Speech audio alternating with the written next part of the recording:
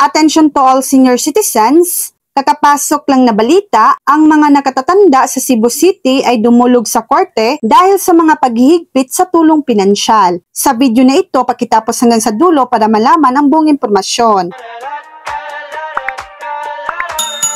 Sa Cebu City, Philippines, dinala ng grupo ng seniors na nakabase sa Mabolo ang pamahalaang lungsod sa korte dahil sa pagbabawal sa mga authorization letter at paglipat sa buwanang pamamahagi ng tulong. Ang United Mabolo Elderly Organization na kinatawan ni Barangay Captain Daniel Francis Arguedo ay nagsampa ng reklamo sa Regional Trial Court sa ngalan ng mahigit 1,000 senior citizens kung saan iginiit nila ang mga pagbabago sa ilalim ng City Ordinance No. 2453 at 2579 ay nagdulot sa kanila ng abala at paglabag sa kanilang mga karapatan. Sinabi ni Arguedo sa isang panayam noong Miyerkules, October 29, na ang petisyon ay naglalayong tukuyin ang legalidad ng dalawang pangunahing isyu, ang hindi pagpayag ng mga sulat ng otorisasyon at ang paglipat mula sa quarterly hanggang buwanang pagbabayad. Sabi pa ni Arguedo, hinihiling namin sa korte